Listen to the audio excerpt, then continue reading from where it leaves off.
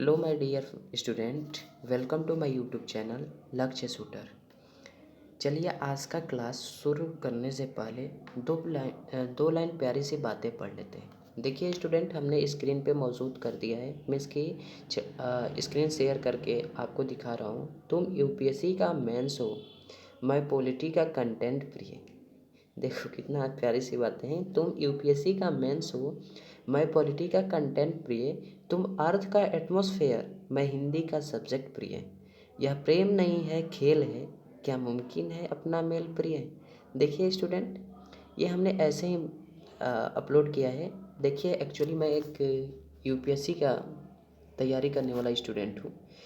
तो अगर आपको ये सब बातें अच्छी लगती हैं, हमारा पढ़ाया हुआ अच्छा लगता है, तो ज़्यादा से ज़्यादा शेयर करिए, ज़्यादा से ज़्यादा लाइक करिए, ज़्यादा से ज़्यादा सब्सक्राइब करिए। स्टूडेंट, आपकी एक लाइक मेरे लिए एक हौसला बढ़ाएगी। चलिए स्टूडेंट, हम लोग स्टार्ट करते हैं, आते हैं अपने स्क्रीन पे। तो चलिए स्टूडेंट, हम लोग आज स्टार्ट करते हैं क्लास 7 का एनसीईआरटी ज्योग्राफी चैप्टर 2, जिसका नाम है हमारी पृथ्वी के अंदर। मीन्स कि हमारी पृथ्वी के अंदर की बातों को हम लोग जानेंगे। चलिए हम स्टार्ट कर देते हैं। अब हमारी पृथ्वी एक गतिशील ग्रह है। इसके अंदर एवं बाहर निरंतर परिवर्तन होता रहता है। क्या आपने कभी सोचा है कि पृथ्वी के आंतरिक भाग में क्या है? पृथ्वी किन पदार्थों से बनी है? देखिए स्टूडेंट, हमें यहाँ तक पता चला कि हमारी जो पृथ्वी है ये गतिशील ग्रह है। मीन्स कि हर वक्त, हर टाइम, हर समय गति करती रहती है और इसके बाहर और अंदर निरंतर परिवर्तन होता रहता है। मतलब मीन्स कि कुछ ना कुछ जरूर परिवर्तन होते रहते हैं। अब देखिए चित्र 2.1 को देख ले बालक। पृथ्वी का आंतरिक भाग क्या है? तो आंतरिक क्रोड है, प्रॉपर्टी है, मेटल है, क्रोड मेटल्स हैं जिसको सीमा के नाम से जाना जाता है, और एक बाह्य क्रोड है। ऊपर देखिए एक स्थल मंडल भी लिखा हुआ है। चलो स्टूडेंट, हम लोग आगे पढ़ते हैं। पृथ्वी का आंतरिक भाग। देखिए आंतरिक भाग का मतलब क्या होता है? तो एक्सटर्नल पार्ट, मीन्स कि बाहरी वाले पार्ट के बारे में पढ़ना है। एक प्याज की तरह स्टूडेंट, सॉरी, यहाँ पे आंतरिक का मतलब बाहर नहीं बल्कि अंदर होता है, इंटरनल होता है। सॉरी, इसके लिए माफ़ी चाहता हूँ क्योंकि गलत बोल दिया। पृथ्वी का आंतरिक भाग, आंतरिक का मतलब ही होता है अंदर, अंदर वाला भाग। देखिए अगर बाहर का बात करेगा तो बाहरी भाग बोलेगा, यानी बाहर के लिए हम लोग बोलते हैं एक्सटर्नल, अंदर के लिए बोलते हैं इंटरनल। ओके स्टूडेंट, अब स्टार्ट करते हैं। एक प्याज की तरह पृथ्वी भी एक के ऊपर एक संकेंद्र परतों से बनी है। देखिए एक अगर प्याज को हम लग ले तो प्याज में कई परतें होती हैं, उसी तरह पृथ्वी भी कई परतों से बनी है। चित्र 2.1 में दिखाया गया है। पृथ्वी की सतह की सबसे ऊपरी परत को पर्पटी कहते हैं। स्टूडेंट, ये पॉइंट आप नोट कर लीजिएगा। देखिए स्टूडेंट, आपको मैं एक चीज़ बताता हूँ कि जब भी आप लोग हमारी क्लास को देखने के लिए बैठे तो एक पेन और एक रफ ज़रूर लेकर बैठे। क्यों स्टूडेंट? क्योंकि जो मैं पढ़ाता हूँ, एक मैं पहले ही बोला हूँ कि मैं एक यूपीएससी का तैयारी करने वाला स्टूडेंट हूँ। तो देखिए स्टूडेंट, मैं इसमें जो भी चीज़ें पढ़ाता हूँ वो थोड़ा कंटेंट के रूप में देता हूँ। मैं इसकी एक आप लोग को बताता हूँ कि नहीं ये आपके एग्ज़ाम में पूछा जा सकता है। दूसरा एक चीज़ और बताते हैं, ये हो सकता है कि अगर आपके बेसिक मजबूत रहता है, बेस मजबूत रहता है, तो आप कोई भी एग्ज़ाम को क्वालिफाई कर सकते हैं। तो चलिए हम लोग आगे पढ़ते हैं। पृथ्वी की सतह की सबसे ऊपरी परत को पर्पटी कहते हैं। यह सबसे पतली परत होती है। यह महाद्वीपीय सहती में 35 किलोमीटर एवं समुद्र सतह में केवल 5 किलोमीटर है।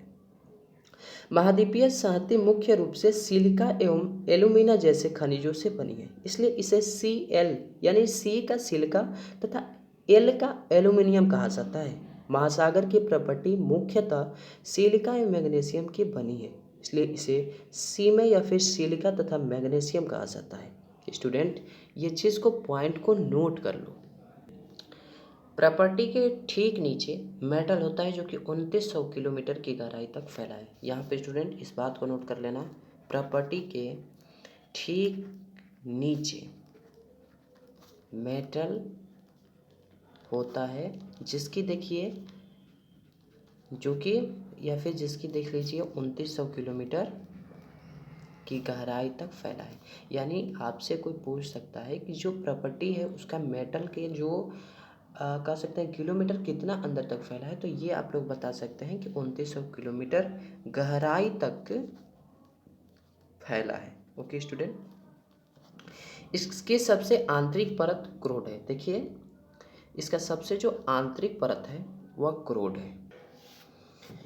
क्या आप जानते हैं, देख लो स्टूडेंट, विश्व की सबसे गहरी खान दक्षिण अफ्रीका में स्थित है तथा इसकी गहराई लगभग 4 किलोमीटर है। तेल की खोज में इंजीनियर 6 किलोमीटर गहराई तक खोद चुके हैं। और दूसरा पॉइंट भी दिया है कि पृथ्वी के केंद्र तक पहुंचने के लिए जो बिल्कुल असंभव है, आपको समुद्र की सतह पर 6000 किलोमीटर गहराई तक खोदना होगा। देखिए स्टूडेंट, ये नामुमकिन है कि इतना गहराई तक हम लोग नहीं खोद सकते हैं। देखिए चित्र 2.2 में दिया है कि महाद्वीपीय परपट्टी और महासागरीय परपट्टी, जिसमें देखिए सबसे पहला है महाद्वीपीय परपट्टी, महाद्वीप महासागर में है, महासागरीय परपट्टी।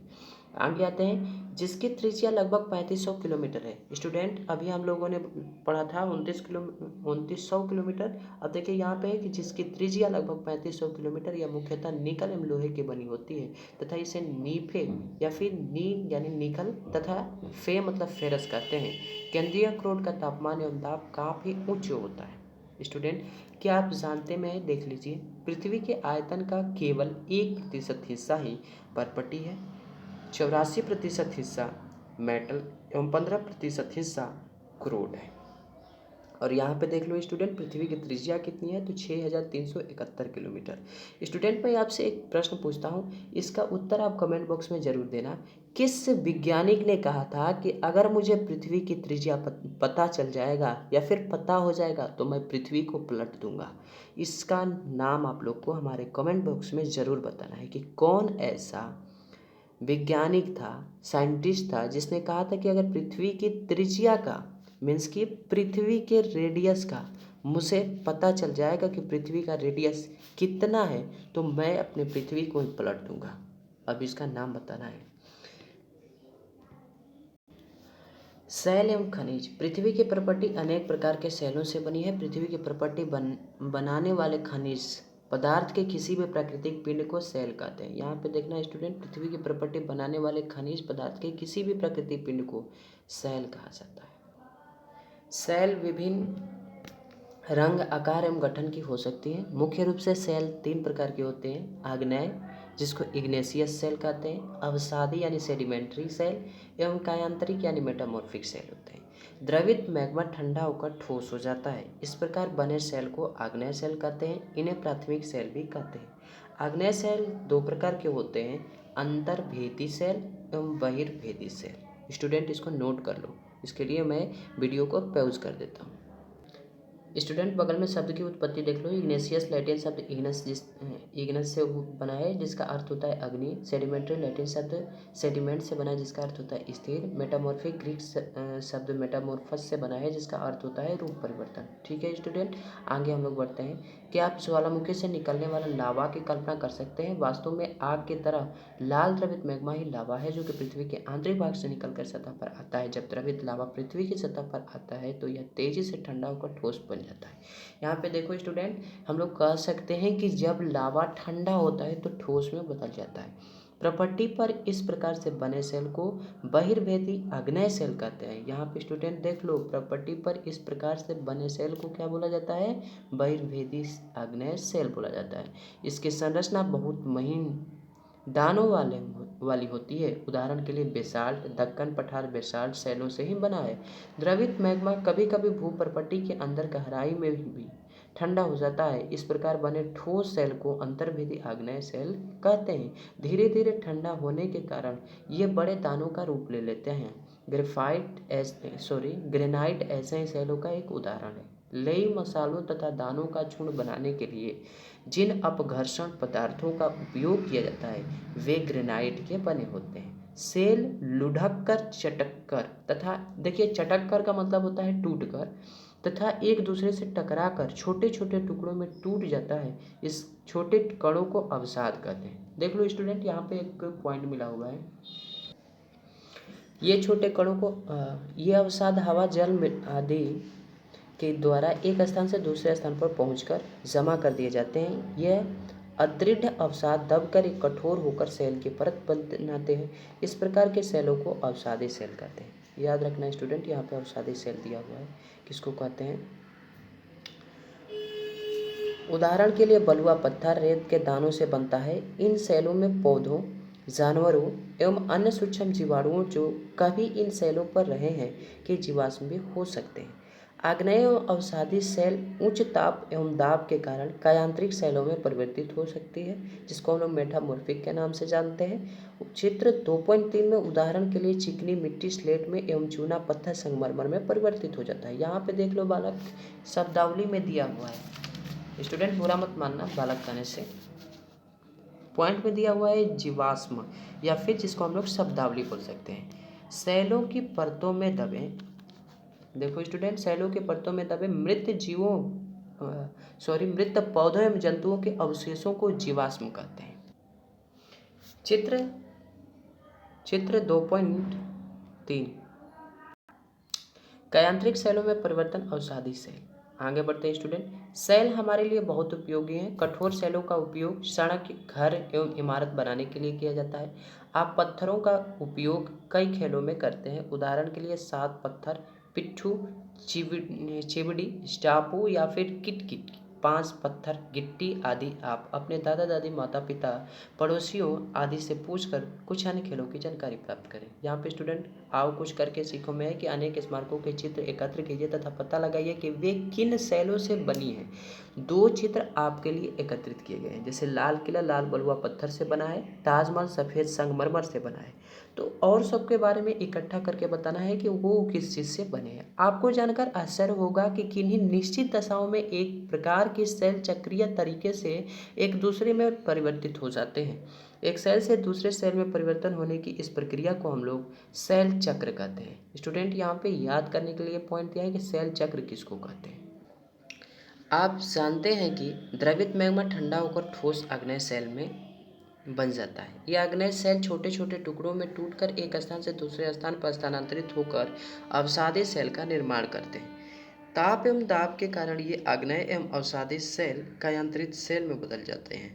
अत्यधिक ताप एवं दाब के कारण कायांतरिक सेल पुनः पिघलकर द्रवित मैग्मा बन जाता है। यह द्रवित मैग्मा पुनः ठंडा होकर ठोस आग्नेय सेल में परिवर्तित हो जाते हैं। चित्र 2.4 को देखें। चित्र यहाँ पे देखो बालक, 2.4 में दिया है सेल चक्र, कायांतरिक सेल, अवसादी सेल, अवसाद या फिर तलछट, आग्नेय सेल और मैग्मा। आगे बढ़ते हैं। आओ कुछ करके सीखो में है, आपके राज्य में कौन सी खनिज पाए जाते हैं। अपनी कक्षा में दिखाने के लिए कुछ नमूने एकत्र कीजिए। सेल विभिन्न खनिजों से बनी होती हैं। खनिज प्राकृतिक रूप से पाए जाने वाले पदार्थ हैं जिनका निश्चित भौतिक गुणधर्म एवं निश्चित रासायनिक मिश्रण होता है। खनिज मानव जाति के लिए बहुत महत्वपूर्ण है। कुछ का उपयोग ईंधन की तरह होता है, जैसे कोयला, प्राकृतिक गैस एवं पेट्रोलियम। इनका उपयोग उद्योग, औषधि एवं उर्वरक में भी होते हैं, जैसे लोहा, एल्युमिनियम, सोना, यूरेनियम आदि।